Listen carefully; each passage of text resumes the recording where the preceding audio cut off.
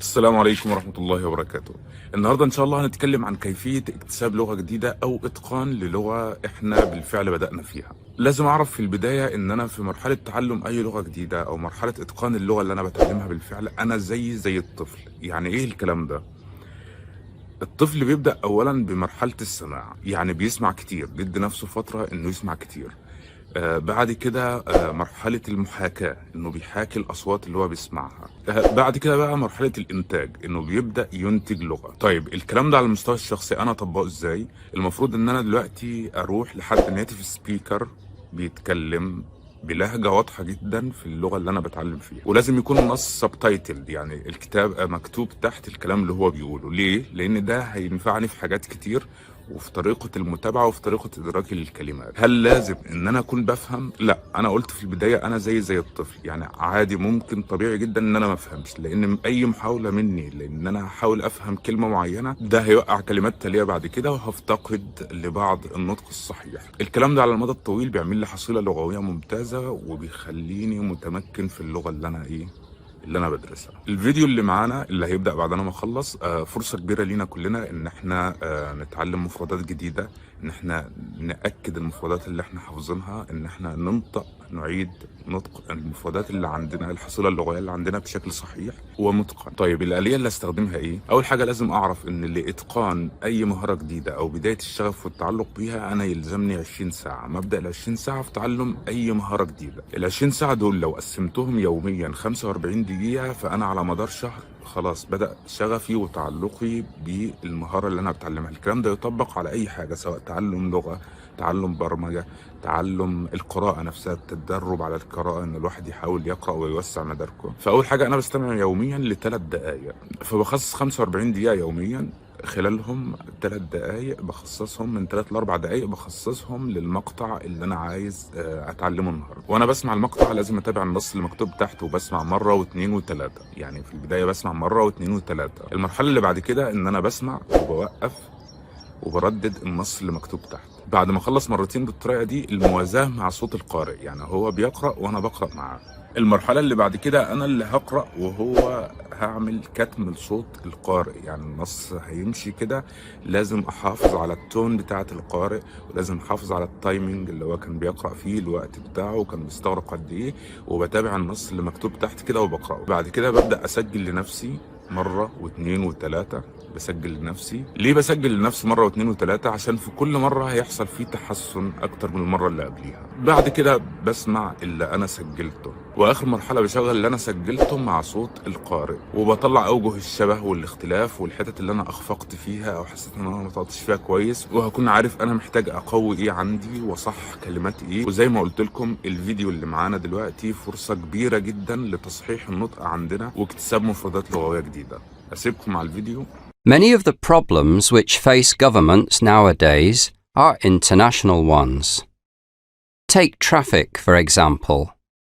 All the major cities of the world are having to try to find ways of dealing with too many vehicles and the congested roads which they cause. A large number of the vehicles which clog our cities are private cars. Motorists are very reluctant to leave their precious cars behind and go to work on public transport, despite the constant traffic jams. They regard buses, trams and trains as being for other people, while they themselves like to drive from door to door. Thus, our roads are chock-a-block with traffic. Of course, parking space is not always available. Some firms provide car parks or garages, where at least some of their employees can leave their cars. Most people, however, have to rely on public car parks, often multi-story ones, or else try to park in the street.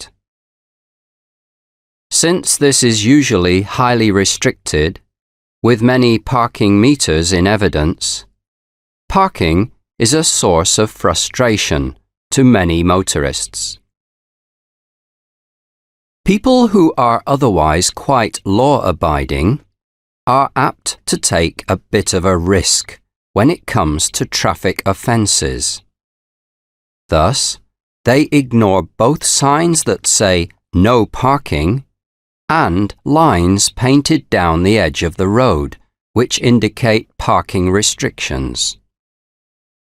Should they be away from their cars for longer than the amount of time allowed by the parking meter, they are not worried until they see that the traffic warden has left a parking ticket on their windscreen and realise that they will have to pay a fine.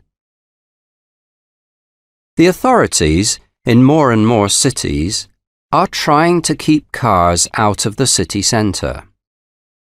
With this aim, they have pedestrianised large areas and introduced park and ride schemes so that people will leave their cars at the city boundary and complete their journey by bus. Still, there are fears that ever-increasing traffic will cause gridlock in cities, particularly at rush hours. With so many tailbacks and bottlenecks on so many roads, motoring is no longer a pleasure. Why then do so many of us persist in using our cars? Bullying. Education is a very important part of a child's life, and yet an increasing number of children are showing reluctance to attend school. It is not that they find the work too difficult or are afraid of the teachers.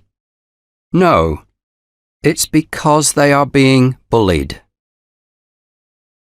School bullies can make other children's lives a misery, and their bullying takes different forms. Often, they will use their physical size to intimidate those who are smaller and weaker than themselves. They will threaten their victims with a beating if they don't do as they say, often using physical force to extort money, and will steal possessions from them by force. Bullies use verbal abuse as well as physical abuse on their victims. The butt of this abuse may often simply be slightly different in some way from the rest of the class. A child may have red hair, wear spectacles, not have the latest fashion in shoes, have only one parent, or be of a different race, for example. This can make them a target for the school bully, who will indulge in the most insulting name-calling. Some psychologists say that the desire of the class bully to dominate the others is a result of an inferiority complex or some personal unhappiness. But this does not help those who are on the receiving end of the abuse. So great is the bullying problem that many schools have been forced to draw up an official strategy for dealing with it. Teachers encourage the victims of bullying to report the matter to one of them, but many of them are afraid to do so for fear of more physical assault or more taunts. The bullies will accuse them of telling tales and make them suffer more. Furthermore, those who browbeat others, although domineering, can often appear to be charming to those who are in authority. Because it's so difficult to get victims to report bullies, and often difficult to prove coercion, many bullies escape unpunished. We must protect our children from this persecution. They have a right to enjoy their school days.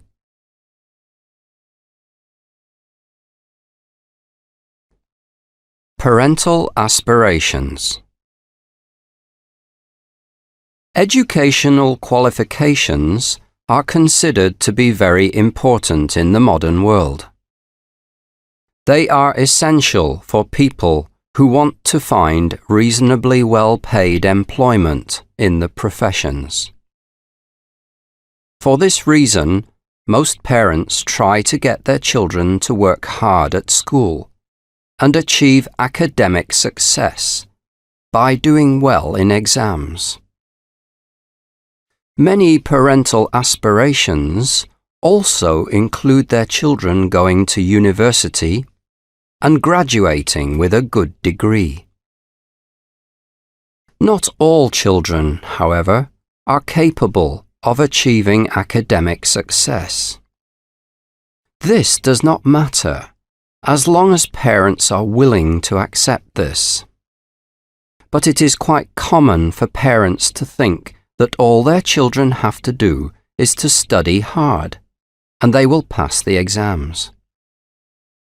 All too often, they just succeed in causing too much stress in their offspring, with the result that the children either get ill or fail exams that they might otherwise have passed. There are some children who are quite bright, but who are simply not interested in formal learning. Some might be of an artistic bent and wish to become an artist or designer, while some might have a talent for acting. Others may show an aptitude for working with their hands or want to start their own businesses and become entrepreneurs. It is perfectly possible for children to achieve such ambitions. However, their parents may well have other ideas, which can lead to family conflict. Strangely enough, many parents are often reluctant to allow children to follow in their footsteps. For example, actors may not wish their children to have a career in the theatre because of the uncertainty of the profession. Business people may feel that their children will have more status in an academic profession than in the world of commerce. The opposite situation also arises. Parents who have worked hard to establish a business may want their children to become part of it, only to find that their sons and daughters prefer to look for completely different occupations. Each generation has different ideas, making communication between the two extremely difficult. Thus has arisen the aptly named generation gap.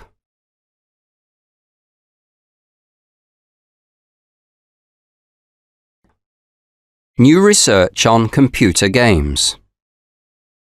A Japanese professor has produced evidence to show that computer games can have a bad effect on children.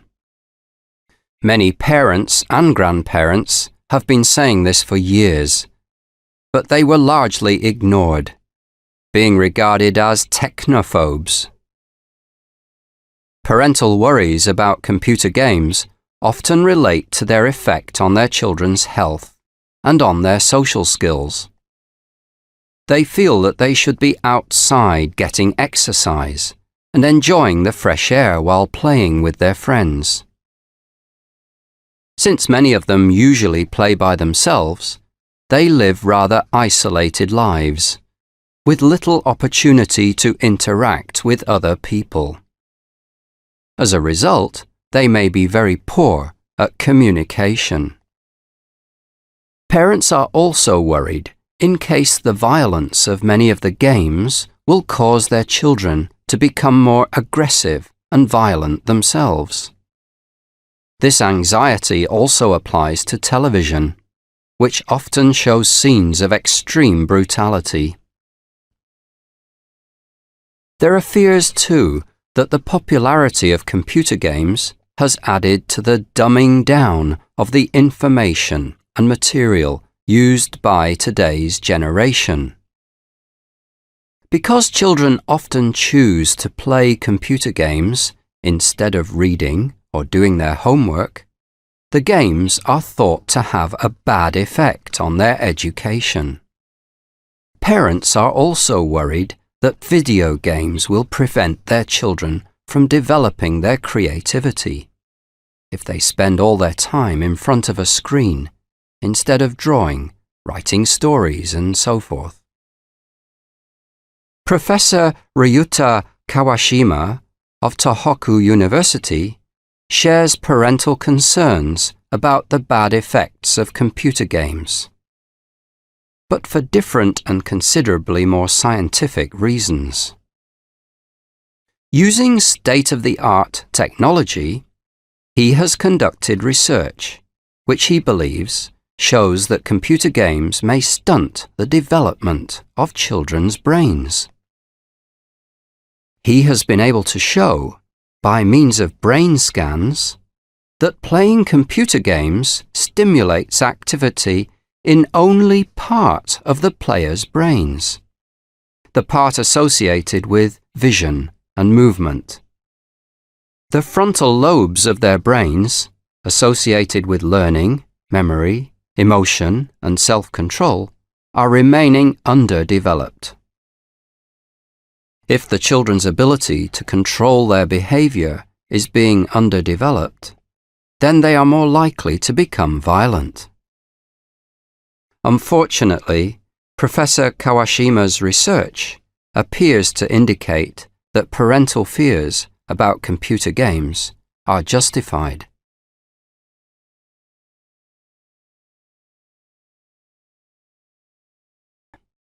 Healthy eating. Most of us would like to live a long and healthy life. Increasingly, doctors are telling us that in order to do so, we must eat a healthy diet. Too often, we ignore the advice. In most countries of the developed world, there is no shortage of food, but their inhabitants could be suffering from a form of malnutrition. This is something that we are accustomed to associate with poor countries, which regularly suffer from famine, caused by primitive agricultural methods and overpopulation. The problem in the developed countries is that all too many of us are eating food which is far from being nutritious, and which is lacking in many of the vitamins essential to health. Because of our busy way of life, we rely too much on convenience foods, not taking the time to prepare a nourishing meal for ourselves. Instead, we grab something from the supermarket shelves or freezer and put it in the microwave. Even when we decide to eat in a restaurant, many of us decide that we have very little time and that our food must be served instantly. It is for this reason that there are, in many countries, so many restaurants that specialize in serving fast food. Unfortunately, much of this food is also junk food, and even more unfortunately, many children have become addicted to this, refusing to eat healthier alternatives. In general, we are eating too much processed food and not enough whole food. Ideally, we should eat more cereal products in order to increase our intake of fiber, since there is some evidence that this reduces the risk of certain cancers. Antioxidants, too, are thought to have some effect in preventing cancer, and these are found in significant quantities in fruit and vegetables. Formerly, it was considered important to eat plenty of eggs and dairy products to remain healthy. Such foods are now known to be high in cholesterol, which can be a contributory factor in heart disease. Fashions in healthy eating may have changed, but the message remains the same. Watch what you eat.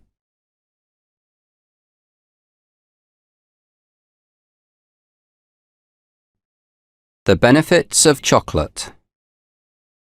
Most of us have a sweet tooth, and a favourite form of confectionery is chocolate. Whether this comes in the form of sweets, chocolate bars, or cakes. The huge range of chocolate products on display in sweet shops and supermarkets shows us how popular chocolate is. Indeed, some of us are so fond of it that we become chocoholics. We are regularly told that a diet containing too much sugar and too much fat is bad for us. And chocolate contains a great deal of both of these. Thus, we have got used to the idea that eating chocolate is a sinful pleasure. Eating chocolate often makes us feel good. Even some health experts do not deny this, because it is thought to have a biochemical effect on the part of the brain that is concerned with pleasure. If you are feeling depressed, some chocolate can be a real tonic which cheers you up instantly. Unfortunately, this effect is transitory and you soon feel down again. Nutritionists have tended to concentrate on the negative side effects of chocolate, pointing out that the combination of a high fat content and a high sugar content can be a cause of obesity in people who overindulge in it. They also remind us that foods which are high in fat can lead to heart disease. Chocolate is also said to cause headaches in some people and is considered to be one of the main triggers of migraine. After such bad news from dietitians, people who love to binge on chocolate will be relieved to hear that some doctors have now discovered some benefits in chocolate. Recent research suggests that chocolate, like aspirin, can delay blood clotting, making it potentially useful in preventing thrombosis. It has also been found that chocolate, like fruit and vegetables, is rich in flavonoids, which help to prevent heart attacks and strokes. At last, there is some good news for chocolate eaters. They can enjoy this delicious treat without feeling guilty, safe in the knowledge that it could be improving their health.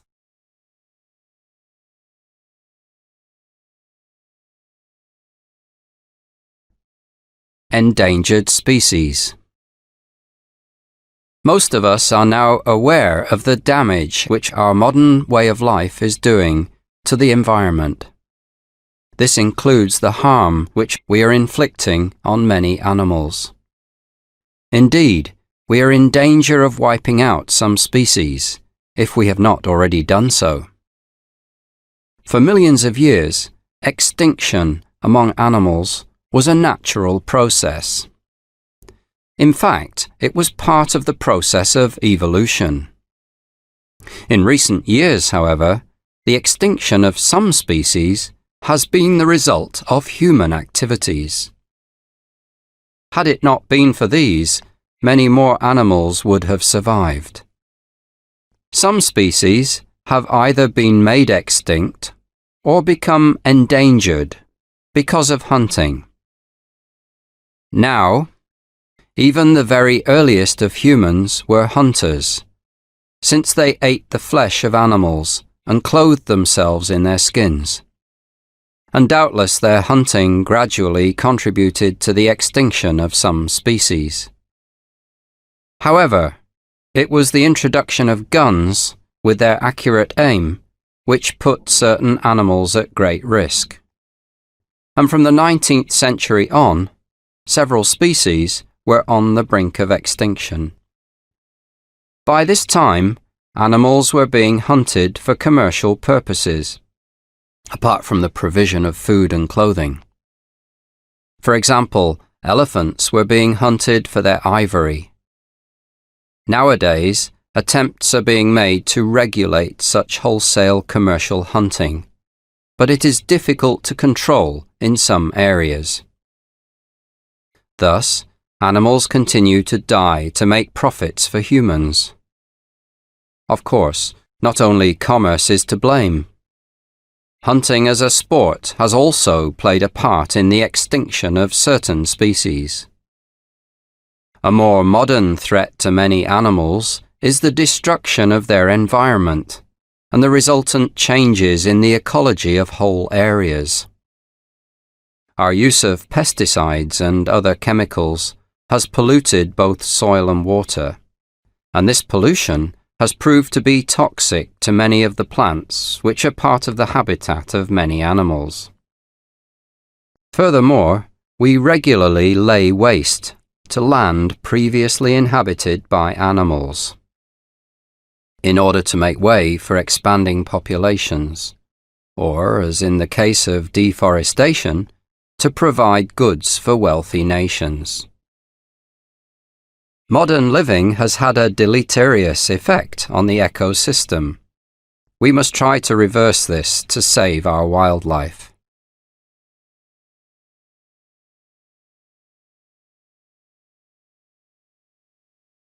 Modern celebrities. Television and the media are regularly blamed for what is thought to be wrong with modern society. So it comes as no surprise that they are held responsible for today's apparent obsession with celebrities. The strange thing about many of those who are considered to be famous these days is that there is little reason or basis for their fame. Some of them may be film stars, football players, or pop stars. Others, though, seem to achieve fame on the grounds, for example, that they are a friend of someone famous, that they wear rather strange flamboyant clothes, or that they behave exceptionally badly in public. Indeed, it is notoriety, rather than fame, that some so-called celebrities achieve. Of course, other generations have had their icons, but in the past, fame seemed to be based more on talent and was longer lasting. The fame of today's celebrities is often very ephemeral indeed, and they do not remain famous for long. They are in the headlines for a few weeks and then fade from the scene. Compare this with the fame of some of the Hollywood greats, such as James Dean. Many of them remain legends long after their deaths. The celebrities of today will do anything to go on appearing in the tabloids. Image is all important to them, and they just love publicity. Often, they claim that they object to the paparazzi taking photographs, but they simply cannot live without the attentions of the media. Once they are in the public eye, they are desperate to stay there, it seems. The worst thing that can happen to them is that attention is paid to someone else. Anything they do is subject to hype, image makers being employed to ensure that their entire lives are conducted in a blaze of publicity. They seek wealth as well as fame, although most of this is spent on their extravagant lifestyles. If all else fails, they give sensational interviews about being cured of alcohol addiction, drug addiction, or eating disorders. It's sad, but many of today's heroes are not very heroic.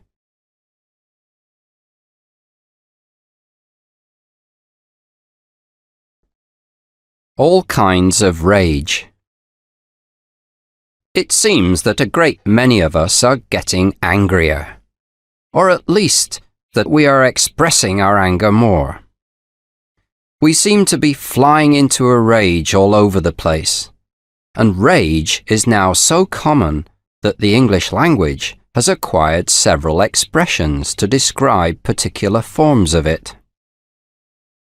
The first of these rages to be named was road rage. This is used of drivers who are so enraged by other drivers or pedestrians that they let their anger get completely out of control. Often, they get out of their cars and shout and make threatening gestures at the people who have annoyed them. Sometimes they are so beside themselves that they attack the people physically, and there have even been cases where drivers have gone berserk and killed people. It frequently does not take much to provoke drivers who are easily angered. Even overtaking them quite legally can enrage them.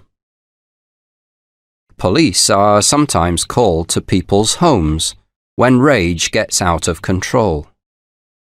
In the worst cases, people who cannot control their tempers become guilty of domestic abuse and beat up their partners. This often leads to the breakup of the family and sometimes to the imprisonment of the violent partner. The supermarket is another place where people get angry.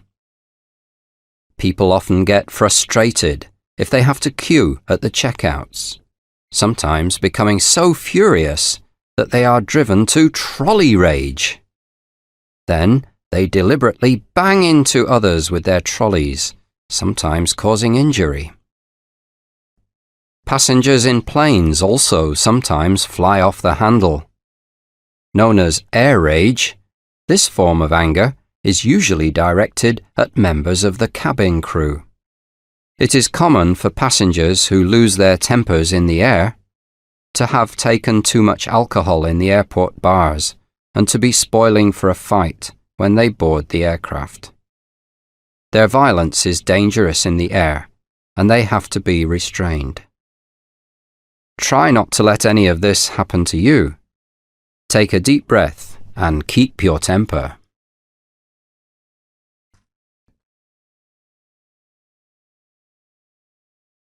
Gender discrimination. A major American bank is being sued by the US authorities for allegedly discriminating against its female employees. It has been alleged that women in the firm do not have as good promotion prospects as the men, and that their salaries are not on a par with those of their male counterparts. Gender discrimination in the workplace is against the law in America and in many other countries. However, there are still obstacles in many firms which prevent women from achieving the promotion that their talents and qualifications deserve. Many women are promoted quite rapidly through the junior jobs in a firm, but face the glass ceiling when they apply for any of the most senior posts. So it is that although there are many women in middle management positions in many firms, there are very few in top management posts. Many women blame this situation on the old boy network. Others see it as evidence that many men are resistant to change and are still chauvinists at heart, while some may feel that failure to promote women to top jobs is a result of feelings of insecurity in the men who are making the appointments. Perhaps they are afraid of letting women become too powerful. Not many years ago, the power which women have today would have seemed an impossible dream to many women. Before the rise of the women's movement, there were no such things as equal rights or equal opportunities for women. For the most part, women were expected to get married and then be responsible for childcare and for carrying out all the household tasks. If they worked, it was probably in a part-time, often rather menial job. Feminists saw this as sexism and a waste of women's talents, and set out to change things. although some people, women as well as men, now do not have a high regard for feminism, women owe to the feminists many of the improvements in their work situation. Without them, there would be no positive discrimination, no job sharing, and no parity with men in the workplace.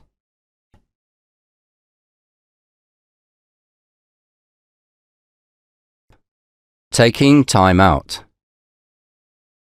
More and more young people are choosing to take a gap year between finishing school and starting university. They feel that they want a breathing space between periods of study. Alternatively, they may decide to take a gap year between graduating from university and embarking on a career, feeling the need for some time out before joining the rat race. Most students see the time as an opportunity to travel, with backpacking still being popular. The idea of traveling to as many foreign places as possible, staying in hostels or other budget accommodation, appeals greatly. Doubtless, some of them will hitchhike, although hitchhiking can be a dangerous form of travel, especially if students are traveling solo.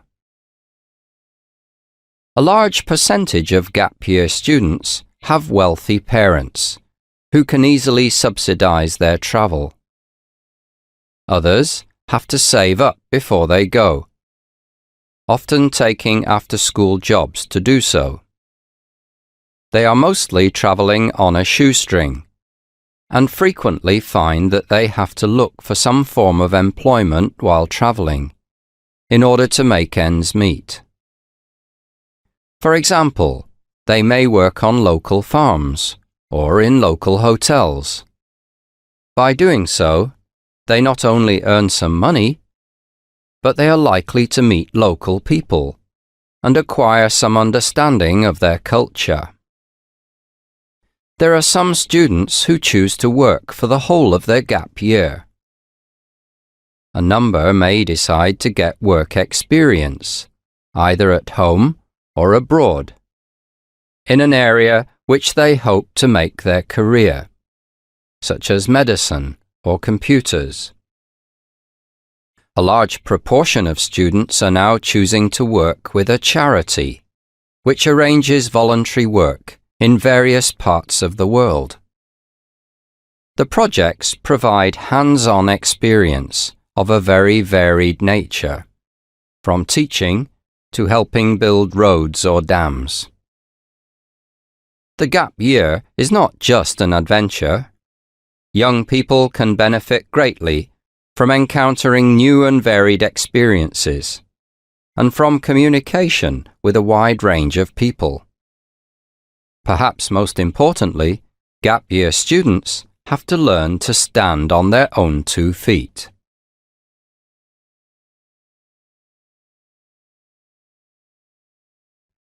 Computer crime. Computers have become so necessary to modern living that it's difficult to believe that they are a relatively recent invention. Undoubtedly, they have proved to be of great value, but they also have their disadvantages. For one thing, they have added to our already large number of crimes. Hacking was the first computer crime that most of us became aware of. By using their computer expertise, people known as hackers can gain unauthorized access to someone else's computer and make use of the data which they find there. They may, for example, get hold of lists of the names of their competitors' clients and use these to build up their own businesses. Or they may use hacking as a form of industrial espionage to find out a rival company's plans.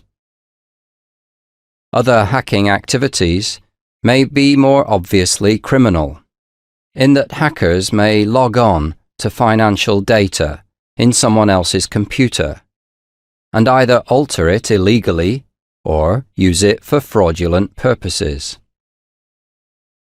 The possibility of serious financial fraud has been greatly increased by the modern practice of purchasing goods through the Internet.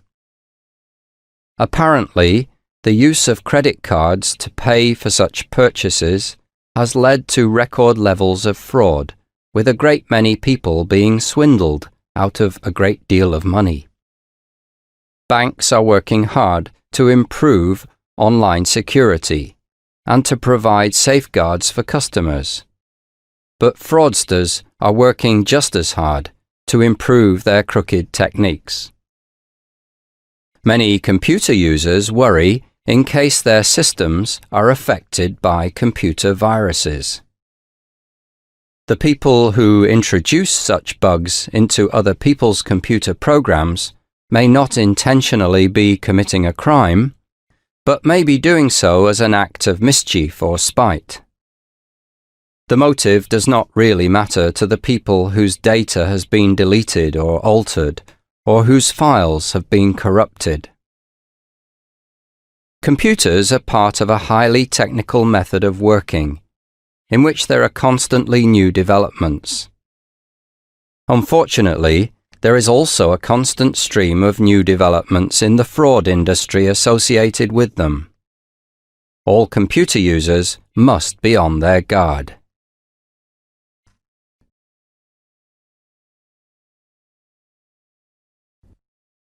Stress at work. Statistics show that more and more of us are suffering from stress, and that much of this is caused by our jobs. It appears that many of us are working too hard, and this is taking a toll on our health. There is, experts tell us, simply too much pressure put on many employees these days. In many jobs, in sales or production departments, for example, unrealistic targets are set for the workforce. People are, in fact, trying to do the impossible and making themselves ill by doing so. In many countries, more and more people are working longer hours. Some workers have to do this to cope with their workload, while others think that staying late will impress the boss so much that he will promote them. This extended presence in the workplace is known as presenteeism. Such overwork often results in extreme fatigue or even total exhaustion, with many people also suffering from insomnia. When the workers get home, instead of resting or enjoying a leisure pursuit, they simply cannot switch off. Their minds are still full of work worries. Most people used to be able to leave behind the tension and anxiety of the workplace when they went on holiday. Unfortunately, modern communication systems, such as mobile phones and email, have made this a thing of the past. We find it almost impossible to leave our work behind. Neither the body nor the mind can go on doing too much indefinitely. Workers reach a point beyond which they cannot cope and have to take time off. Some may experience burnout, and some may become mentally ill. Meanwhile, a study by some American universities has shown that stress can weaken the immune system. The fact that stress at work leads to illness is supported by findings by the British Health and Safety Executive. These indicate that 60% of absence from work is a result of stress. It is time for us all to take stress seriously and to reconsider the ethos of modern working conditions. Working hard is important, but everyone must realize that even productivity is less important than our health.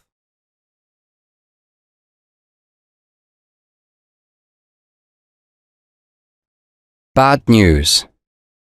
The owner of a company announces its bankruptcy.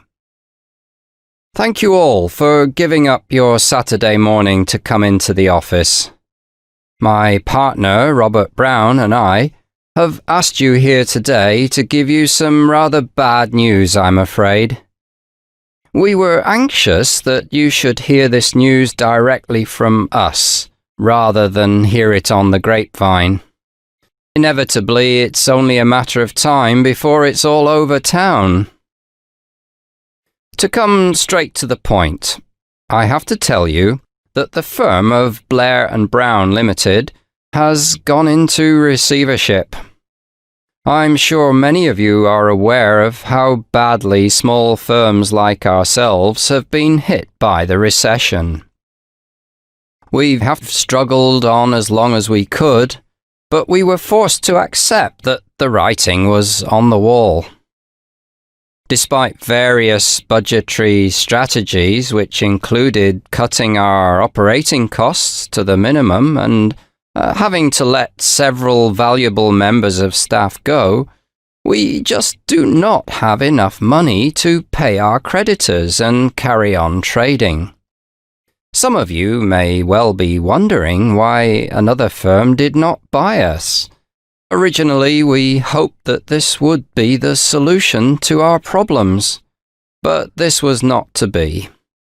We explored every avenue, but to no avail. At other times, the firm would have been an attractive prospect to prospective buyers, but not now. Because of the recession, many small to medium firms have their backs to the wall and are looking for white knights. It's very much a buyer's market, but there are too few buyers around. Larger companies appear to be conserving their capital and are unwilling to become involved in takeovers or mergers. It goes without saying that we are very sad to have had to come to such a decision, and to be leaving you all in such an uncertain position. However, we're simply bowing to the inevitable. What happens from now on will be the responsibility of the official receiver. Someone will be appointed to examine the financial position closely, and further efforts will be made to find a buyer. We do hope that these efforts are successful and that your jobs will be safe. Thank you all for the loyal service which you've given us over the years. We wish you all the best for the future.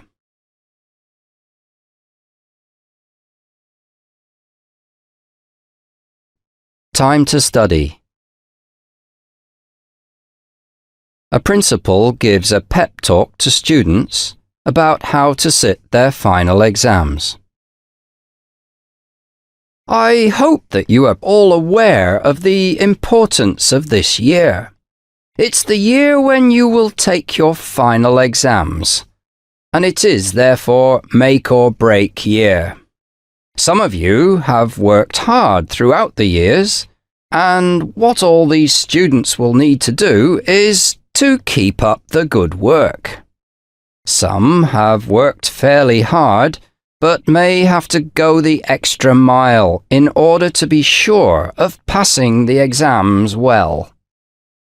Others among you, and I suspect they are too numerous to mention, have left themselves a mountain to climb. They will have to study very hard and do a great deal of revision if they are going to pass the forthcoming exams. It's important to understand that if you start working hard now, it's not too late. You must not simply throw in the towel at this stage and think that you have no chance of success. Provided that you are prepared to put your back into it, there is still enough time to get the required amount of work done. However, you must start now. Don't decide to put the whole thing off until tomorrow. You must try to work out a study timetable and stick to it. You also need to make sure that you have peace and quiet to work in. If some of you find it difficult to find the right study conditions at home, perhaps you may have rather noisy younger brothers and sisters, then we will be happy to let you stay on after the official end of the school day and provide you with a quiet place to study. I'm not suggesting that you keep your noses to the grindstone all the time. You will need plenty of rest and relaxation if you are to study effectively. However, this is a year for making some social sacrifices. It's time to give up the parties and take up the books. Don't think you can carry on your social life and start studying when you get home. That means that you will burn the midnight oil and be too tired to concentrate either on your home studies or your schoolwork next day. With that, I wish you all a successful year and some excellent exam passes at the end of it. I'll now leave you to the tender mercies of your form teachers.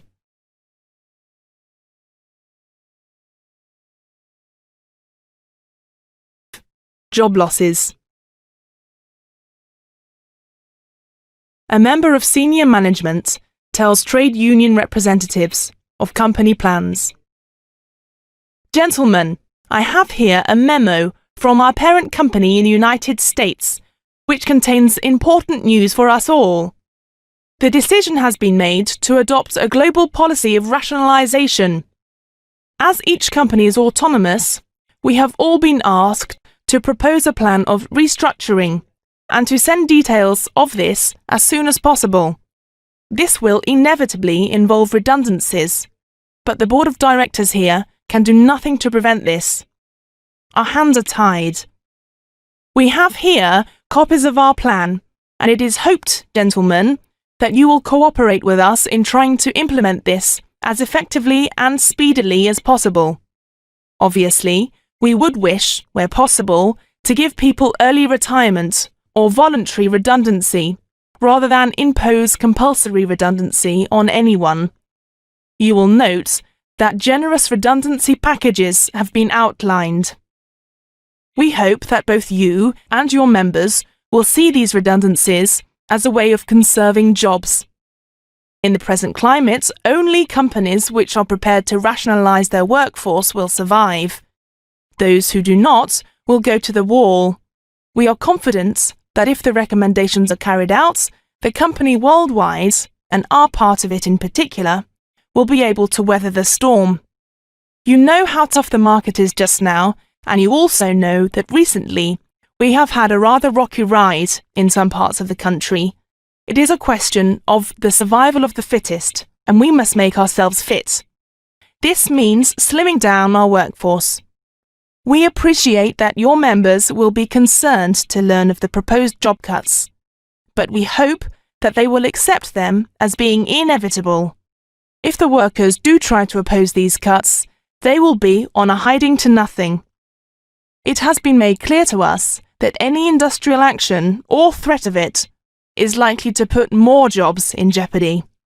We would like to inform your members that the proposed job cuts will apply to all members of staff, to management, office workers and factory workers alike.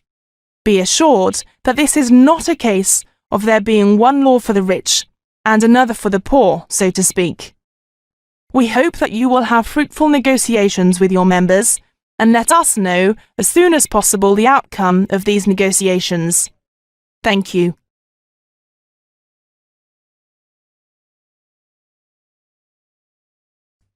Football defeat. A letter describing a local team's poor performance. Dear Jack, I know you like to hear about home news when you're away at college, and so I'm writing to keep you up to speed on the performance of our football team. I know your mother writes frequently, but she's not likely to be interested in the activities of Rowanby United. For most of the season so far, the team's been doing quite well. We've won 3 games and drawn 2. So far, so good. But all this changed on Saturday, when we had an away game against Barrow Green United. I'm not sure that I should tell you the gory details. It's probably best to leave you in blissful ignorance. We were all pinning our hopes on coming away from the game with at least a draw. The more optimistic among us were confident that we would get a result easily, since Barrow Green have not been playing quite as well as usual. To be honest, this was always a bit of a forlorn hope. The optimists seem to be forgetting that, whatever their recent performance, Barrow Green are in second place in the league at the moment. They didn't get there without being able to play reasonably well. Still, we all got on the bus to go to Barrow Green, full of enthusiasm and optimism and looking forward to victory. Of course, this had something to do with the fact that most of us had taken some Dutch courage with our pub lunch. It would be doing you a kindness to draw a veil over the actual game. It's something that is best not to know about. Our team played appallingly badly, as if they had never played together before.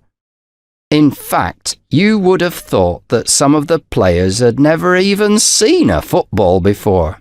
It was unbelievable. As if this wasn't bad enough, Barrow Green played absolutely brilliantly. Somehow, they had put their recent bad form behind them, especially for us.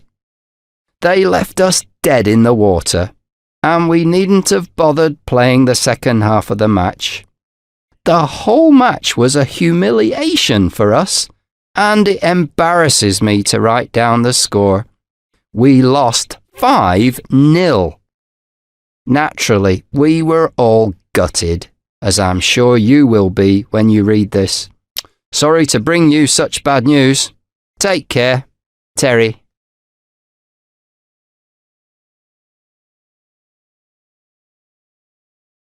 A disappointment.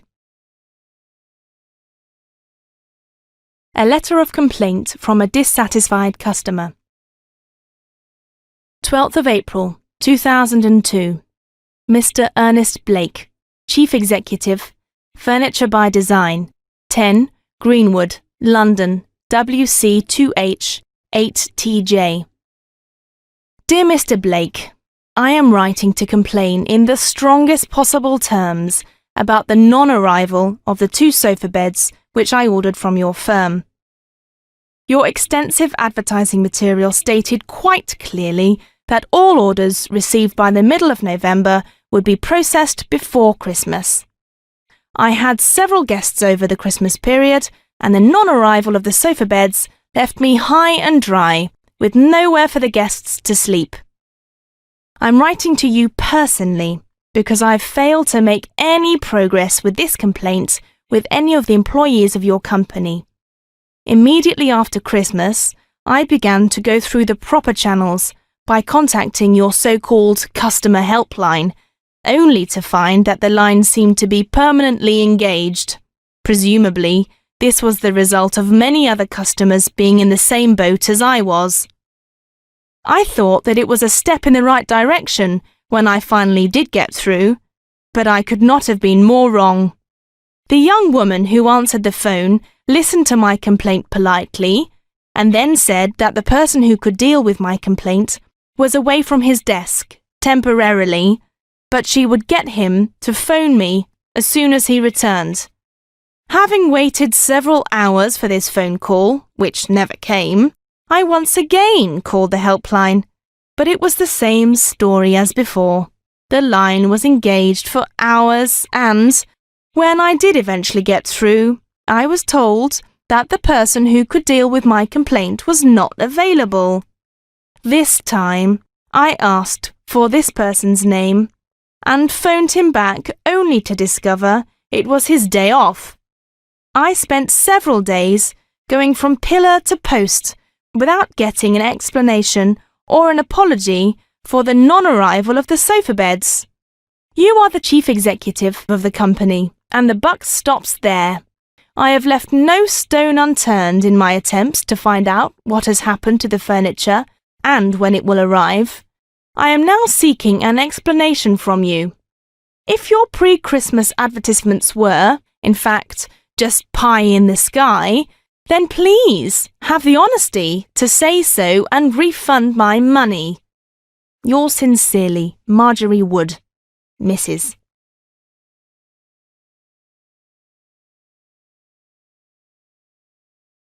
A letter of apology.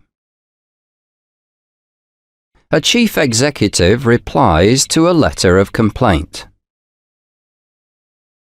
Dear Mrs. Wood, I was extremely concerned to receive your letter dated 12th of April.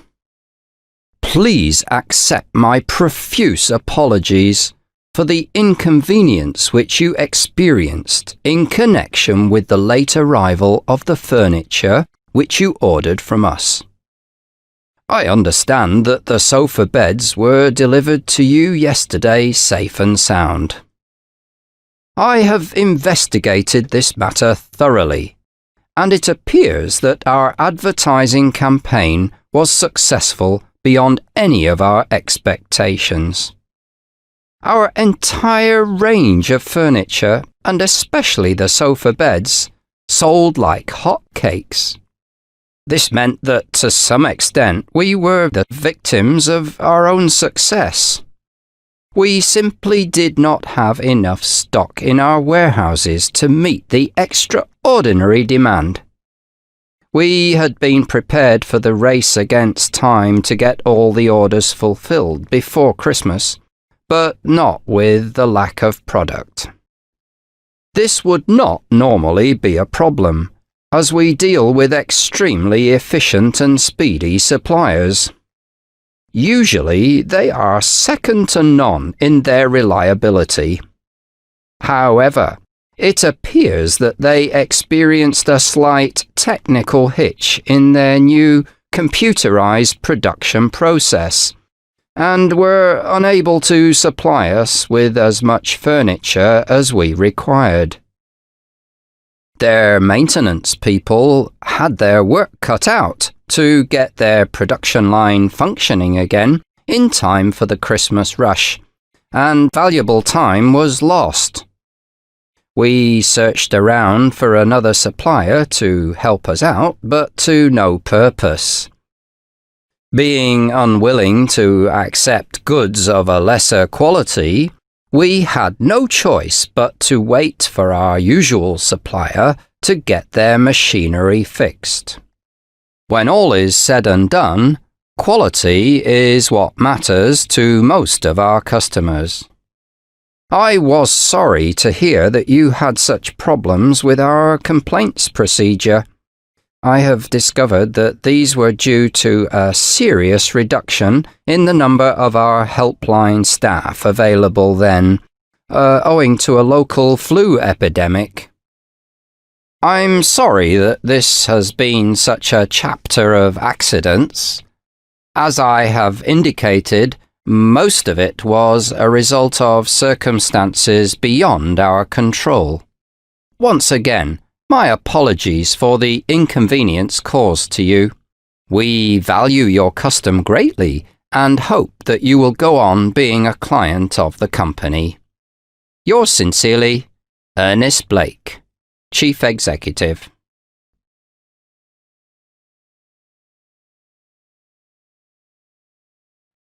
A lucky escape. A report of an accident in a local paper. Several people had a lucky escape yesterday while waiting for a bus at the corner of King Street and George Street. Some scaffolding fell from a building and landed just behind them. Fortunately, no one was injured, because there is a stretch of grass around the front of the building and most of the scaffolding landed on it. "The bits of scaffolding landed too close for comfort," said 66-year-old Bert Thompson. "It's a miracle no one was hurt, but we were all in shock. You don't expect to dice with death when you're waiting for a bus. I hope the town council are going to do something about this." "I absolutely agree," said 56-year-old Margaret Simpson. "None of us got hit by the scaffolding, but the fact of the matter is that it was a very narrow squeak, and I'll be contacting the council. They shouldn't allow dangerous things like that on buildings. It wasn't even windy when the stuff fell down. Make no mistake, if the council don't do something soon, it'll happen again, and other people might not be so lucky." A council representative said later, "We're all very sorry to hear of this unfortunate accident, but it's not the fault of the council. Responsibility for maintaining such scaffolding rests fair and square with the contractor who erected it. Anyone who is concerned about this incident should contact the contractor directly." Later in the day, some local residents who live in the vicinity of the building in question contacted us to give their views. "This was an accident waiting to happen," said their spokesperson, 50-year-old Tom Scott. "It has been a bone of contention between the council and ourselves for quite some time. The scaffolding is in a poor state of repair, and no one has worked on the building for several weeks. Not only did we think it was potentially dangerous, but it's a real blot on the landscape. They should be made to finish the work and take the scaffolding down. At the end of the day, the council have a moral responsibility to keep the town safe for their residents. As far as people in this area are concerned, the council must carry the can. They've been putting the whole issue on the back burner for too long."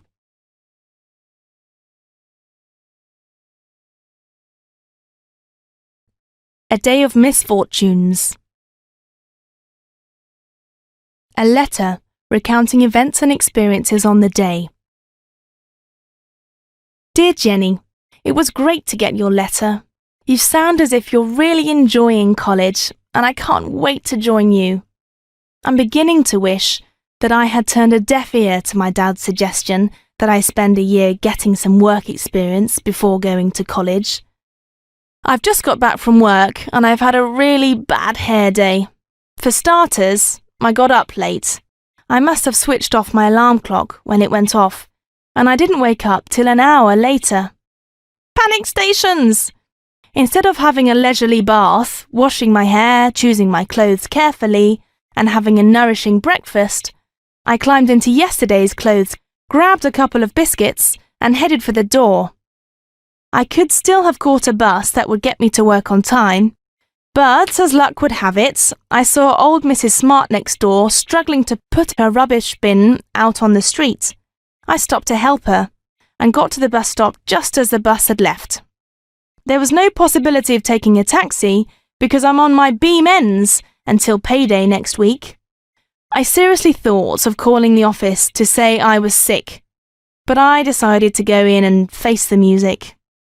When I got to the office, I waited until I thought the coast was clear and hurried past reception without being seen by any of the bosses.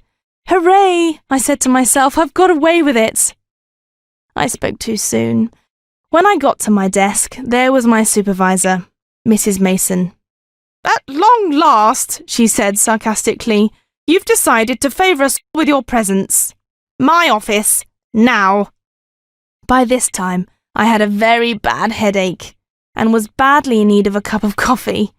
Instead, I had to listen while Mrs. Mason read me the riot act. From what she said, I'm completely useless and totally unreliable. It didn't do much for my morale. The thing is, that was so unfair. I work hard for very little money and I'm hardly ever late. Naturally, I didn't say this to Mrs. Smart.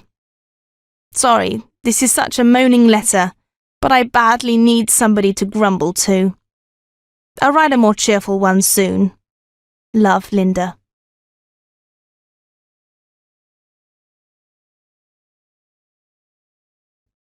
Goodbye and hello. A managing director's address to the staff. I have called you together today for two reasons, one sad and one happy. The sad reason is that Jack Jones, our marketing director, is off to pastures new, and we are here to say goodbye and to wish him well. The happy reason is that we are here to welcome Jim White, who is taking over Jack's position in the company.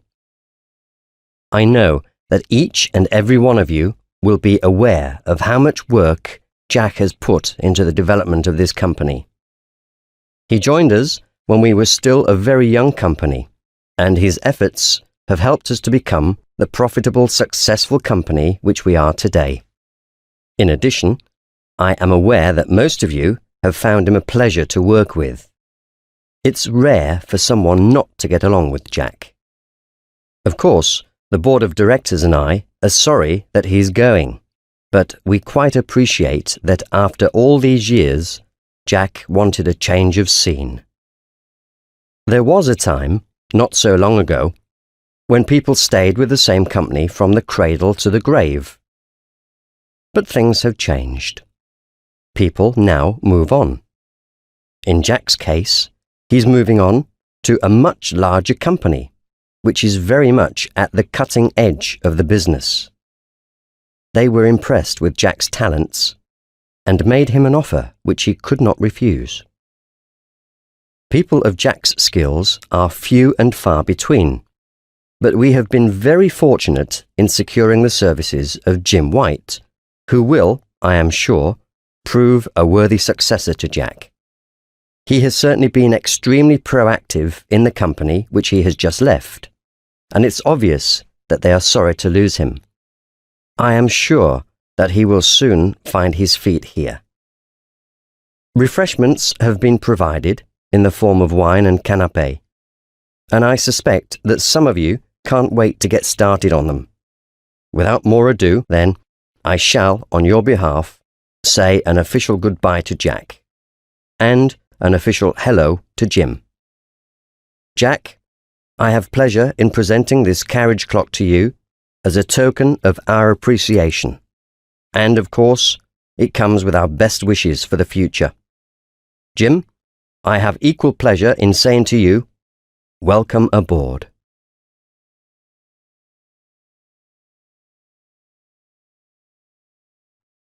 Bridge delay. A radio interview with a Member of Parliament. Mr. Jones, I am sure that you are aware that commuters in the area are growing very concerned about the delay in opening the new bridge across the Brunton. It is already nearly a year overdue. The ferry service has been greatly reduced in anticipation of this opening, and people have been greatly inconvenienced. They say that they are tired of being promised jam tomorrow and want to be given a definite opening date. Are you able to supply this? Unfortunately, I am not in a position to do so at this moment in time. What I can tell you is that a committee has been set up to investigate the delay, and that this committee will report to us in due course. At this juncture, we can say that there have been a number of unexpected teething troubles, but we are unaware of the exact nature of these. Of course, we very much regret the delay, and the position which commuters now find themselves in. Meanwhile, Mr. Jones, people are having to drive miles to get to work because they cannot get across the river. It appears that the ferry companies jumped the gun when they so drastically reduced the service across the river. The ferry company's decision was a commercial one and is in no way the responsibility of the government or indeed of the local authority. Far be it from me either to criticise or defend their decision, but business is business, and presumably they wished to avoid substantial losses by providing too many ferry boats for the numbers using them. It's easy to be wise after the event, but their decision was made as a result of the original building forecast. In view of the inconvenience caused to the public, is it not possible for the government to intervene to try to persuade the ferry company to reintroduce their original service temporarily until the bridge is actually opened? We will give this our earnest consideration, but not until we've had the report of the committee, which is investigating the state of play on the building of the bridge. In the meantime, I must urge everyone to be patient. The splendid new bridge will mark the beginning of a new era for our area, and I can assure you that it will be worth waiting for.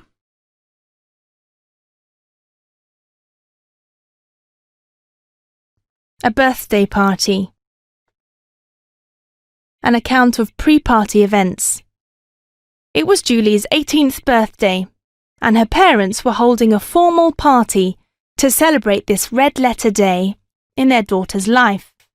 In fact, the day after the party was also going to be a red-letter day, not only for Julie, but also for many of her friends who would be at the party. That was the day the results of the final school exams were due to be announced, the moment of truth when some careers would be begun and others abandoned. Perhaps it was not the best time to hold a party, but Julie had wanted to celebrate her birthday on the actual day, rather than postpone it until after the results were announced. Most of Julie's student friends were glad to have something pleasant to do while they waited for the announcement, which, as their English teacher said, would separate the sheep from the goats. Besides, after the results were known, not everyone would have something to celebrate. Tonight, everyone was determined to forget about the results, let their hair down, and have a good time, no matter what news the following day brought. As Tom said, "Eat, drink, and be merry, for tomorrow we die." The students had been studying very hard for weeks before the exams, and there had not been time for much of a social whirl. Tonight they planned to make up for lost time. Julie's parents were quite well off and could afford to host a good party. There was to be a lavish buffet, champagne, and a band to dance to. No expense had been spared. It was not long until the start of the party, and several of the girls had gathered at Julie's house so that they could enjoy the fun of getting ready together. They were all planning to get dressed up to the nines, and so getting ready took a considerable time. Just as they had all finally finished, the doorbell rang, and Mike, Julie's escort for the evening, appeared. "Your chariot awaits," he cried, before telling Julie how beautiful she looked and that she would certainly be the belle of the ball. The other girls' escorts soon joined Mike, and everyone went off in taxis to the party, but not before Julie's father had a cautionary word for them. "Have a wonderful time, but don't forget that Big Brother will be watching you." No one was quite sure whether he was joking or not.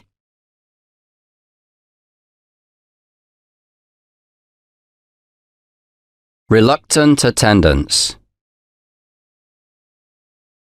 An account of pre-meeting anxieties.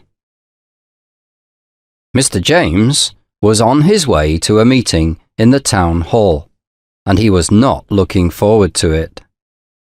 The meeting had been called by the parents of some of the children in the town to complain about the lack of playground facilities in the area. Unfortunately for Mr. James, he was the counsellor who had responsibility for recreation.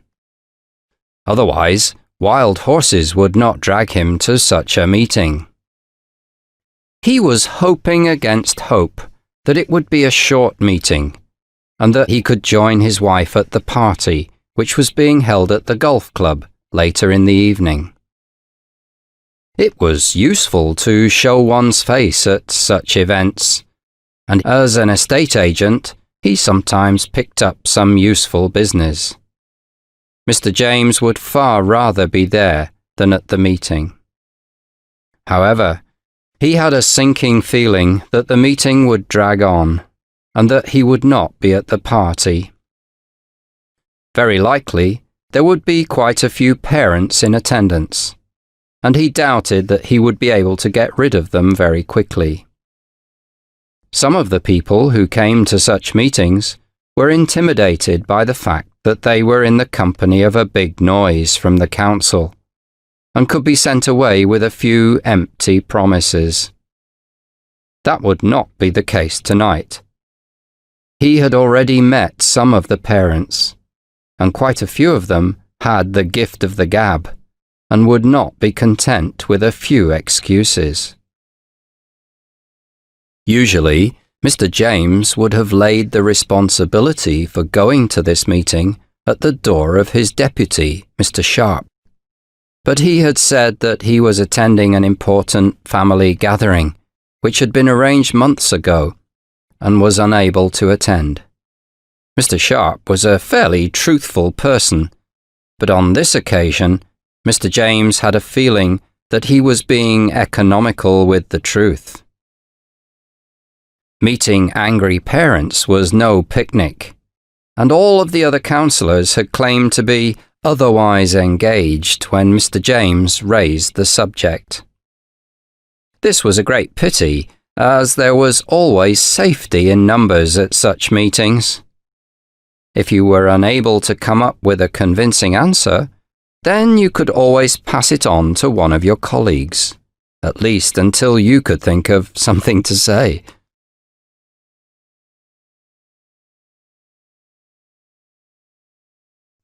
Facing angry parents. An account of unpleasant confrontation at a meeting. The local town hall was full of angry parents awaiting the arrival of Mr. James, counsellor in charge of recreational facilities in the town. They had hoped that some of the other counsellors would appear, but Mr. James arrived on his own, other counsellors being conspicuous by their absence. They were concerned about the lack of playground facilities in the town, and were determined that something be done about this. Mr. James was famous for his smooth talking, but the parents were determined that he would not get away with eloquence tonight. Tonight, they would make the point that actions speak louder than words. As the parents expected, Mr. James immediately went on the charm offensive when he entered the hall. True to form, he had prepared a speech which said how much the children of the town meant to all the counsellors, and how concerned the counsellors were about the welfare of the young, and he began to read from this. To his surprise, he had hardly got into his stride when he was interrupted by a man who suggested that he cut the cackle and get down to brass tacks. Mr. James was appalled at the man's rudeness, but the other parents were on the side of the interrupter.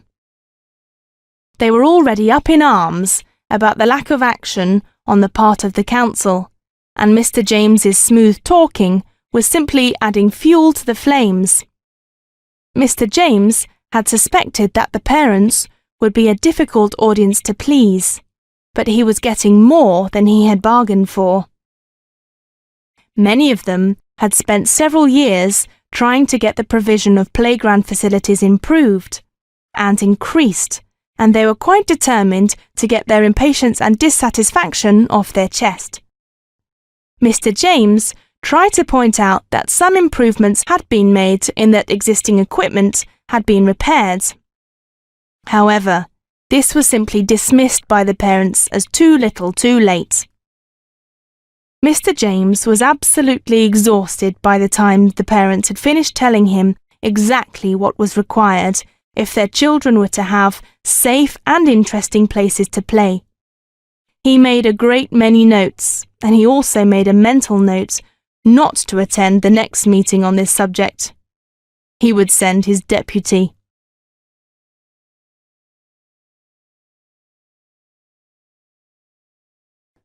A sudden decision. A conversation about an unexpected career move. Have you any idea why Tom has left his job? Fred asked Andy. Your guess is as good as mine, replied Andy. I did hear that he was under a cloud when he left, but I think that it was a rumour started by Jenny, one of his workmates, who doesn't like him. Tom has always been very hard-working and competent. I don't think he was dismissed. Whatever the reason, his resignation was a bolt from the blue. Everyone was surprised. Then Joan joined in the conversation, saying, "He might have been bored. I would be climbing the walls if I had to sit in an office all day." "Quite the reverse," replied Andy. "Tom had a very interesting job, and he loved it. He also liked his boss and the people he worked with." "I wonder if it's a case of chercher la femme," said Mary. "My brother introduced Tom to an Australian girl called Mel a few weeks ago, and they seemed to get on very well. I think my brother said that Tom and she had been out together quite a few times, but Mel is due to go back home fairly soon. Who knows? Perhaps Tom's decided on a life down under." "It's interesting that you should say that because Tom was talking about Australia just last week, but I didn't realise he had a new girlfriend." "He never mentioned her," said Andy. "Still, we all know that Tom tends to be rather secretive and never talks about his affairs of the heart." "The plot thickens," cried Sarah.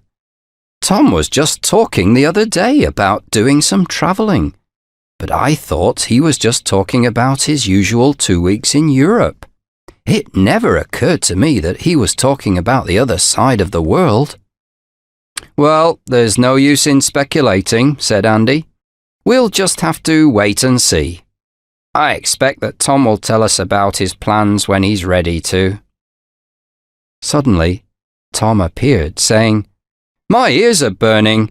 What have you all been saying about me?" He laughed when he was told about their guesswork. "You have colourful imaginations," he said.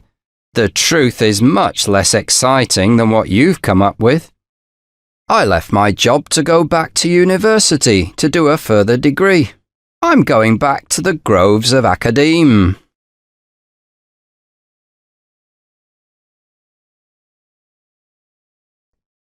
More break-ins. A report of robberies in a local newspaper. Once again, there has been a series of robberies in the town. This week, several homes have been broken into in Robertson Street, and residents are both worried and angry. "Something must be done about this now," said 58-year-old Jack Clements. "It's time the police got their finger out and caught these villains. A lot of elderly people live around here, and they're terrified." A police spokesman told us, "We are doing all in our power to catch the people who are responsible for these burglaries.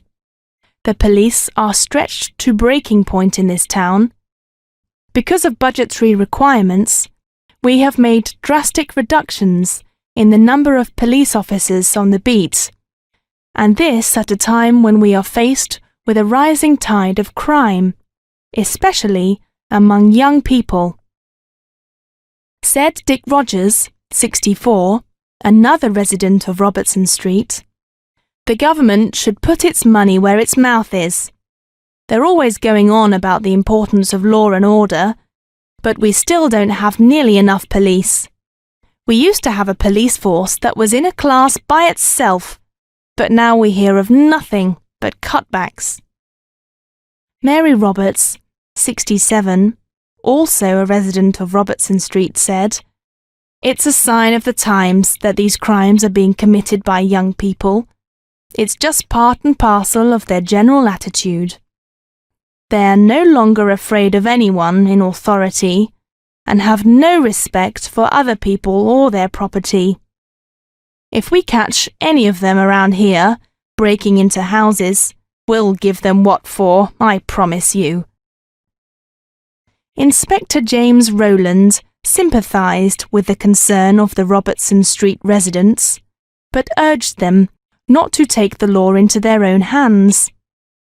"If you do see someone breaking in, get in touch with us immediately. Don't be tempted to have a go, or you could end up being badly injured. We have a lot of officers working on these burglaries at the moment, but up till now, we have not made any arrests. We are, however, following up a few lines of inquiry, although we are obviously not in a position at this stage to name names. Meanwhile, we would ask all members of the public to be vigilant and to report anything suspicious to the police."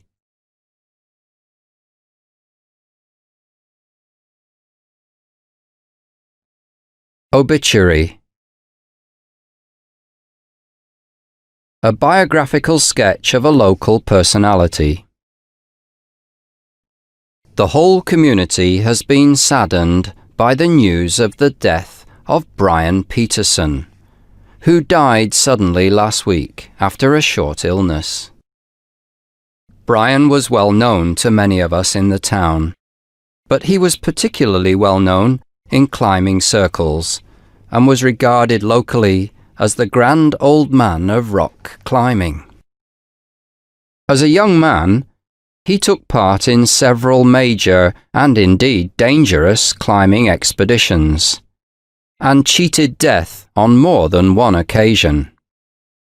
He regarded it as a real feather in his cap that he was asked to take part in an Everest expedition in 1976 and welcomed the opportunity with open arms.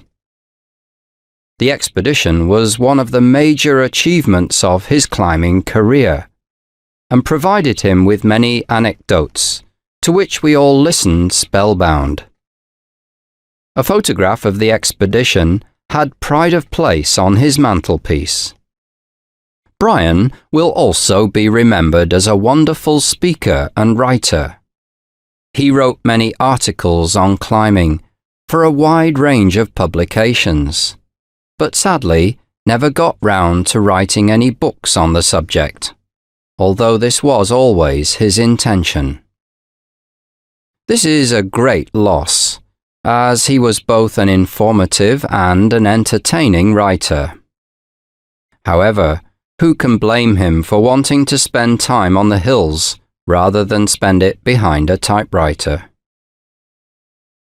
Brian was a gifted writer, but it was as a speaker that he really came into his own. Whatever the nature of the audience, he made the subject of climbing come alive for them, illustrating his talks not only with marvelous slides, but also with personal anecdotes. He could hold any audience in the palm of his hand. Sometimes they would be on the edge of their seats at his stories, and sometimes they would be rolling in the aisles. Not surprisingly, he was never short of speaking engagements. Brian was an extremely active member of the local mountain rescue team until his illness. Although always willing to give a helping hand to people who got into difficulties in the mountains, he often got extremely angry with people who ventured onto the mountains without appropriate clothing or equipment, and without leaving exact details of where they were going. Brian was a devoted family man and is survived by his wife, Susan, and his sons, Michael and Graham, both of whom are experienced climbers and members of the mountain rescue team. We extend our sympathy to them.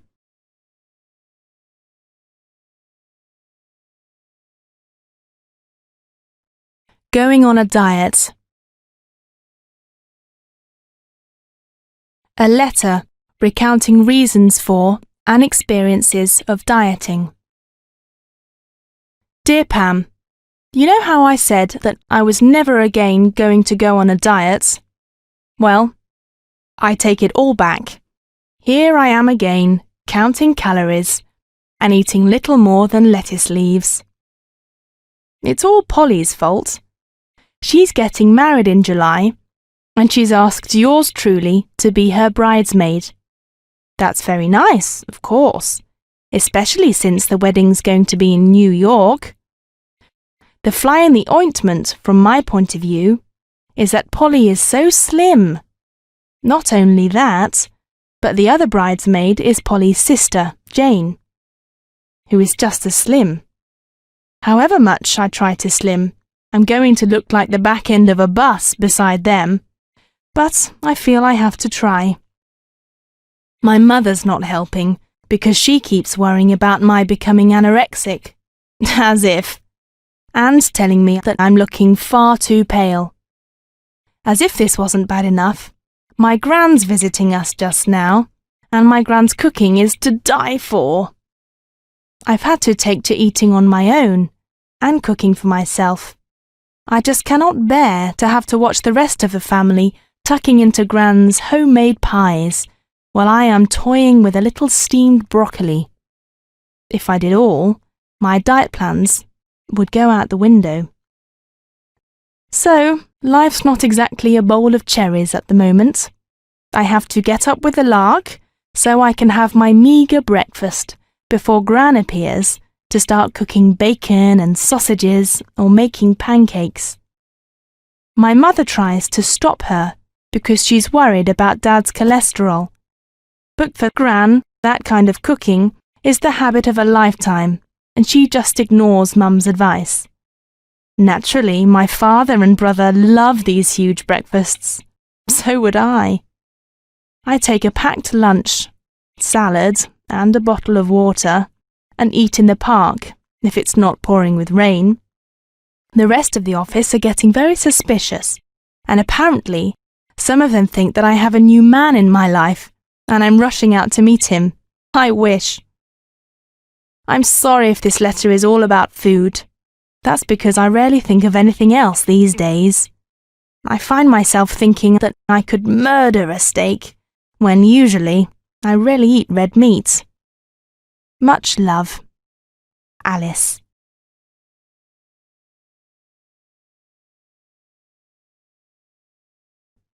A change of plan. A letter explaining the postponement of a visit. Dear Stan, I'm sorry. My plans to come and visit you next weekend have gone pear-shaped. I was really looking forward to seeing you and to having some fun in the big city. Life here can get boring with so many of my friends away at college. Unfortunately, two things have happened to make me change my plans. We're really under the cosh at work just now.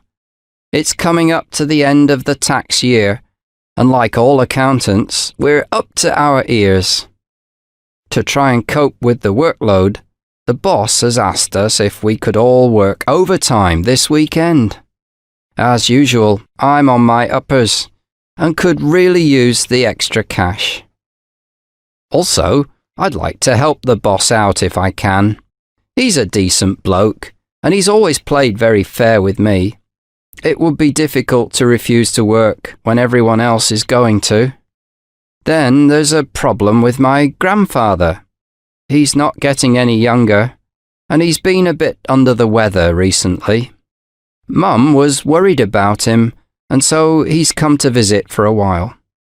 Truth to tell, he's not really recovered from my grandmother's death last year. My mother doesn't like leaving him alone in the house, and she's agreed to babysit for my sister on Saturday night. Dad's away at a conference that weekend, and so it's down to me. So there it is. What with one thing and another, this weekend is not possible, and it would be best from my point of view to leave coming up until some other weekend.